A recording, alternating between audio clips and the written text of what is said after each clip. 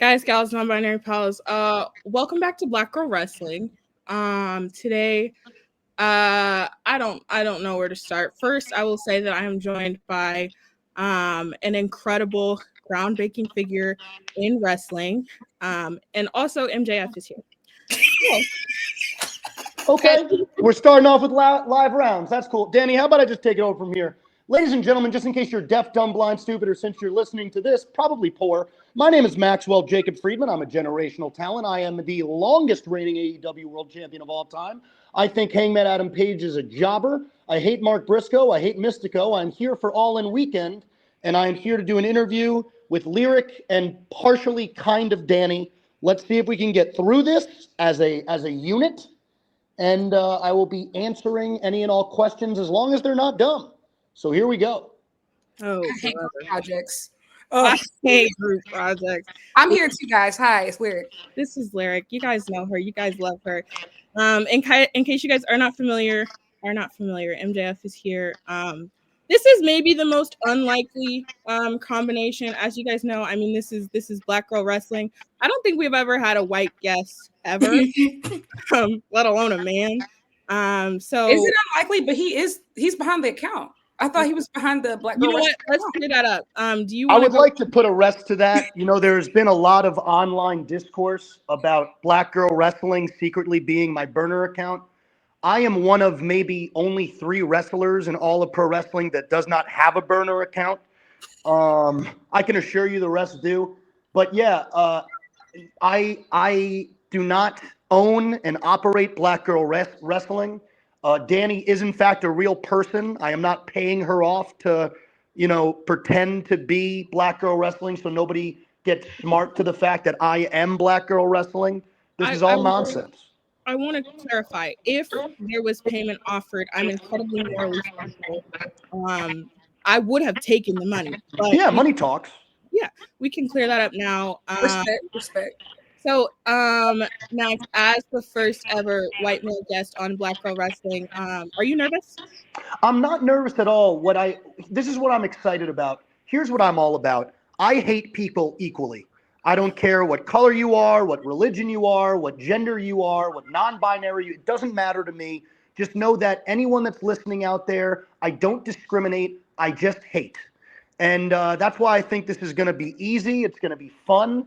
I intend on answering any and all questions fairly and most of all humbly. If there's one thing people know about me, I'm the most humble guy around. So very excited for this. You know what? We have more in common than we might have thought. I love equal opportunity hate. We love that. Absolutely. Okay, so my first question for you, actually completely unrelated to wrestling. Would you like to go on the record about Patty LaPone? Would I like to go on the record about what? Patty LaPone and Audra McDonald. So here's the deal. I don't like to get into the politics of it all outside of the wrestling sphere. Mm-hmm. So I'm going to leave this alone. If you want to guess what my stance is, you certainly can. But it's just not something I feel comfortable putting on the record. My job is to win matches, get the winner's purse, and that's exactly what I plan to do this Saturday at the Casino Gauntlet match for All in Texas at Globe Life Field Stadium. Way to bring that back. So you're a Patty supporter. I'm just sitting here minding my business. Okay. Duly noted. So there's a show on Saturday. Do you remember you were the history world champion? I was, in fact, the longest reigning and greatest world champion of all time in the history of the company. Yeah, I do recall. What's that? Excuse me? Then what happened? Well, what happened was I main evented the biggest wrestling show of all time, the original All In front of 82,000 people. I defended the title for a record-breaking amount of times. I also just so happened to be the youngest world champion of all time in the history of the company. I'm also the biggest draw and easily the biggest homegrown star in the history of the company. Then that big tub of goo, Samoa Joe, cheated me out of my belt, which we all know, very unfairly. My arm, if you watch the match back, did not go down a third time. It went down to my side. I would love if we can just have an instant replay of that. And frankly, if you really think about it, I still technically should have the title. But unfortunately, this weekend, it's Dictator John versus the Crooked Cowboy. But I will be watching with an eagle eye open because I am about 99.99% positive that who you are talking to is the man who will be winning the Casino Gauntlet contract. What's with the 0.001% hesitation? So here's the deal. I don't like speaking in absolutes. I find it rude, right? Respect. It's very like I said, I'm a very humble guy, okay? Mm-hmm. That 0.1%, who knows? Maybe somebody shoots me from the stands. It is Texas, Danny. You never know. These people aren't bright, and they're all packing heat. So we don't know what's going to happen on my way to the ring. But I'd say that 0.1% is death. Because outside of that, there's no way I'm not winning this match. Okay. Okay. I have a question now. Since you've joined the Hurt Syndicate, it's obvious that you don't fit some of the criteria. Have you Now, started? time out. Whoa. What criteria? What are we talking about? Let me ask you this. Do you know who Dr. Umar is? I do know who Dr. Umar is. I absolutely do know who Dr. Umar is. Okay. But I'm not a white woman. To my knowledge. Well, he prefers the. Never mind. I'm not gonna say. No, you go ahead. I can't say it. Go ahead, Lyric. Black queens forever. There you go. No bunny, never. So here's the deal. And I had this talk with Montel recently. I think the most beautiful thing about MJF being in the Hurt Syndicate is when you look back, and this isn't me throwing shade. I thought Owen Hart in the Nation of Domination was excellent television, but it was different. It was almost like, look, this is funny because here's all these, people of color and this one, white guy. Haha. Race has not been brought into this at all because the Hurt Syndicate is about winning matches, hurting people, getting that bread, leaving, popping champagne, eating some Wagyu steak, and going home. And I most certainly fit that criteria. It's about rocking nice suits. I fit that criteria. It's about being a top guy. I fit that criteria. It's about hurting people. Now, do I hurt people physically or do I hurt them predominantly mentally? That's up to interpretation, but it still fits the bill. So I know that at first everybody was like, oh, here we go. I'm sure this is going to become a race thing. And I think the really cool thing about it is it isn't a race thing at all. I feel like Hurt Syndicate at this point, it's like almost this beautiful amalgamation of a little bit of Four Horsemen, a little bit of Legion of Doom, a little bit of Dangerous Alliance. It's very sexy. And that's why we've consistently, since this has started, been the most consistent drawing angle every single week on TV. I don't dispute any of that. The question I was going to ask is, do you share a barber? We do not share a barber, unfortunately. So Jew hair is very interesting. In a sense, I'm going to use this term, and I hope it doesn't offend anybody because it's like curly, right? It's curly. And now there's going to be some Jewish guy with straight hair, and he's going to say, not all of us, but, all of us have curly hair. He's full of shit. So, you have to be very technical and precise with it. Whereas I know people of color, their hair, it's an entirely different ball game as well. I don't know if any other barber but my barber would know what to do with my cut. So I'm sticking with my guy respectfully. Fair enough. So about, the Hurt Syndicate, do you ever feel just like a little bit put out? I mean, they're tag champions, but they've never really brought up like being trios champs, do you think they have a group chat without you? Oh, Danny, there is no way there's a group chat without me. I'm everybody's favorite in that crew, respectfully. Bob can be prickly at times, but he loves me. As far as the trios titles go, I'm going to keep it so real. I don't know if you guys know this about me. My least favorite thing to do is wrestle. And all I'm trying to do is win that world title. So if I have to have trios belts along with it, that's twice as much bumping. And Tony Khan can't afford that, if I'm being completely honest, because every time I bump, he's got to pay me 7 figures. And that's an uptick. That's an uptick that's going to hurt business. So 7 figures per bump? Per bump, 1,000%. It's an endangerment in the workplace, so he doesn't want to get sued. So kind of following up on that, you like to tell people how much money you have. I'm And very rich. I'm very rich. I'm very successful. I have a very hot girlfriend, and I'm packing a big pickle. that's not what the streets are saying, but thank you for sharing. Why? Um, I don't know if you're familiar. I have a list that some might call a Rob list. Me because that's what it says at the top. And you're on it, so you have now free reign to try to convince me not to rob you if the opportunity arises. I mean, I'll say this to everyone. You'd be an idiot not to try to rob me. I'm making bank. I mean, I'm the richest guy in all elite wrestling, if not the sport of professional wrestling. I say go for it, but just know that the security at the Friedman compound is very legitimate. Compound is such an interesting word. Why did we use that term? Well, it's gigantic, and I feel like mansion isn't big enough. We could also use the word estate. You know, multiple people can live in my. Honestly, I could probably fit several families in my house, and I wouldn't even hear them. I would just put them on the left wing. You know, people have tried that before.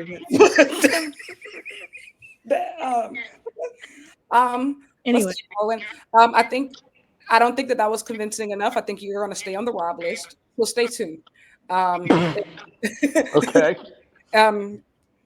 If we see you, go ahead. hey, Listen, this is Texas. It's going to be you versus every single white trash hillbilly hick trying to jump the guardrail this Saturday. So if you get to me first, you get to me first. I like my chances. I lie. So switching gears a little bit, what's one question that you wish people would ask you, or something that you never get to talk about that you? This is a safe space. So what would that be? Wow. You know, that's so tough because I don't yearn to speak to people in any capacity. I hate people. So I've never really put much thought to that. I guess I would ask why people are so mean to me, because I just think I'm a really stand-up guy and I'm just trying to do my job, you know? I don't understand all the hate. I don't know why when I come through the curtain, they're booing so loud that my ears start to bleed. I'm looking at all these signs about my pickle. I'm looking at people screaming at me. I had people trying to jump me in Mexico. It just feels a bit forced, you know? Like it's can we just all grow up and realize that it's not my fault that I was just born on third base? It's not my fault that I'm a generational talent, and it's not my fault that I'm better than everybody's favorite wrestler. I guess that's the thing that I would want to discuss. But you know, it was nice getting that off my chest. You know, everyone has free speech, so you're perfectly allowed to say that. With kind of a follow up, have you ever said anything on a live program that you wish that you didn't say? Never, not once. I say everything with the utmost intention, and if what I said offends people, I don't care. And if your takeaway is, well, that's not your job is to wrestle. My job is to get as many eyeballs on the product as possible, and nobody does that more than me. Nobody gets people talking more than I do. I am the draw, but most of all, I would say the word I would use when it comes to me is polarizing. And I love it. I live for it. It's my thing. I have zero issue with people taking issue with what I have to say, because I suppose my argument would be, if you think my job is to make you feel all warm and fuzzy, then you got it a little twisted. That's not my gig. You want to find somebody to do that, go talk to Mark Briscoe. Go talk to Hangman Adam Page. Go talk to Will Ospreay. Go talk to Swerve Strickland. That's not my job. So do you consider yourself a polar bear in Arlington, Texas? 1,000%. This place is disgusting. I don't belong here. I wish I was back at the most magical place in the world in Long Island, New York. And all the people here, listen, I understand that there are people out there that probably have been in hard situations and might be inbred. So if this offends you, I'm sorry. But it just seems really obvious that everybody here in the entire state of Texas is related. It's very discouraging. So, as somebody who's actually been to Long Island, when will you stop spreading these lies and propaganda about the place? I'm going to have to hit you with a "what are you talking about?" So I'm listening now, and I'm ready to dispute it. but I'm really curious where you're going with this. Out of all the parts of New York that I've been to, Long Island had to be one of the most, unappealing cities. What town were you in? I was in Long Island last year for Forbidden Door. No, you were not. Listen to me. You were in Queens. You were in Queens adjacent. Okay. So Queens is technically a part of Long Island, but it's not really. Queens is more so akin to being a brother or sister of Manhattan. It's dirty. It's gross. Long Island is all about beaches and great Italian food and great bagels and beautiful women and great plastic surgeons and mansions and BMWs and beautiful, beautiful, beautiful, beautiful people. So you did not enter Long Island. What you entered was a farce, okay? It's unfortunate because UBS is as close as you can really get to being on Long Island outside of Nassau Coliseum. Now, if you had went to Nassau Coliseum for me versus Samoa Joe, then you would have been on Long Island. Truly. Not fake, I'm in Queens, Long Island. Well, I actually got an Airbnb in Long Island, and it wasn't a great experience. Lyric, it is not my fault that you can't afford a good Airbnb. I cannot help you there. Pause. Okay, the Airbnb wasn't the problem. Okay, there was just nothing. What was the problem? We ended up having to take the train to Times Square because there was literally nothing going on. What were you doing? You going to a Broadway play or something? No, not that time. Okay. Not that time. Okay. I actually went to the largest Olive Garden in New York. That was how I spent my time. You were in the culinary capital of the world. I know you're fucking with me right now. And you said Olive Garden. We got to go to Olive Garden. Let me explain. I don't know if an explanation will suffice, but I'm sitting and listening. I've been to nice restaurants throughout New York, okay? I just personally wanted to be in the big one with the view, okay? It's a very big one. It has windows all around.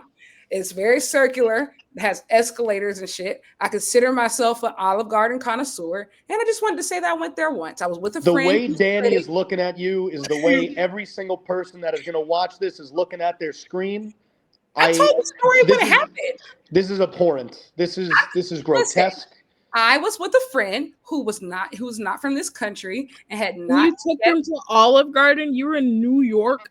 You're trying to get a 90-day fiance situation going, and the way you spit game is Olive Garden, bro? What are you doing? I wasn't spitting game. No, you were not, because you were in Olive Garden. Listen, I'm going to take one more question. That is about, I've said some horrible shit in my life, but that has to be the most despicable promo I've ever heard in my entire life. I don't know if it gets lower than that. Make it a good one. And then I gotta hop in the shower and gotta go get my tan on. You can actually wait on the tan. I think you can skip that. Excuse me? Excuse me? I know you're trying to fit in with the whole syndicate, but Danny, everyone agrees on the internet, your Twitters, your X's, your Instagrams, your Reddits. I have the best tan in all of professional wrestling. It goes MJF, Braun Breaker. And I think those are your top two. I would MJF, Braun Breaker, Paul Heyman. Those are the best three tans in the business. Do you walk in there and show them a picture of the sun and you say, "Put me the same shit"? How dark does it go? I've never had this problem. So how dark? Let's use the last question. Lyric, we're black. Is this what we're using the last question on, Lyric? No. The last question is a semi-serious one. Okay. Shocking. Okay. Looking at the pro wrestling landscape, we know that there is still a huge lack of representation for people of color and for women. This is your opportunity to shout out any people of color or any women that you think deserve more eyes on them, whether it's on the indies, whether it's in other companies, whether it's writers, creators. Shout people out. First, I'll say this. Representation is so important.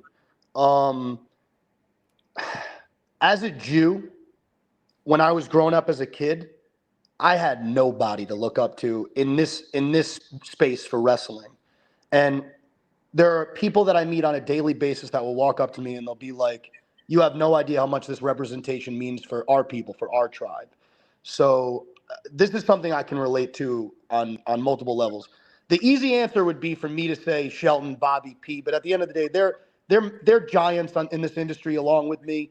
They don't need I don't know if we could have even more representation of them. We're killing it, right? But if if I had to sit here and think of a name, I think Queen Aminata. I want to see that girl with a world title around her waist ASAP. She's next level. I would love to see her versus Tony or Mercedes, Athena. I mean, there's just some. I gotta say, our women's division, I don't think it's ever been better. I don't think it's ever been more clear. I think we've got an insanely stacked women's division. But that would be my answer. Gun to the head, I'd say Queen Aminata. But don't tell her I said that shit because I don't want her trying to approach me like we're friends or something. I'm not into that shit. Fair enough. Well, that brings us to the end. Thank you for your time. I know you got a little thing on Saturday, but we appreciate you taking the time to speak with us. This sucked. Bye. Bye.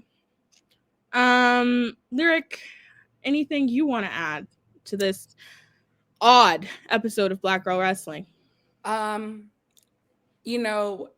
Before we did this, we went into this wondering who of us was going to get canceled coming out of it, and the answer is I actually think that went pretty well. I don't know. I think that as well as it possibly could have. I'm not sure if anybody's like, I think we got on the borderline a couple times there. I'm not going to lie to you, but we were all on our best behavior. Everybody was really on their best behavior. Yeah, shout out to everybody who's going to All In Texas. If you see either of us, because we will be there, do not approach me. Do not say hi. But I will have a friendship bracelet for you. So, but no, this was really cool. Thank you for having me. I'm a guest, so I forgot. Yeah, this is my show, and honestly, the most important guest here. But yeah. I don't have anything else to add. So, thanks for watching another episode of Black Girl Wrestling. I say another. There's only been like 4. Please stay tuned for y'all in reviews and more to come out of that, because if Hangman wins, we're gonna turn up. If Hangman loses, the Rob list is the least of your concerns. We're gonna hear about it. The Rob list is the least of your concerns. Also, watch the Dynamite Diaries every Wednesday after AEW Dynamite. I got a problem because niggas people. You did so good. I want to say you did so good. 23 minutes in, you did so good. I was screaming, crying, throwing up, and nobody was watching because it was just me. Like, oh, okay, I get it. You love Lyric. What about me? That's not true. People were there. 12 niggas watching. I'm like, thanks, crew. What?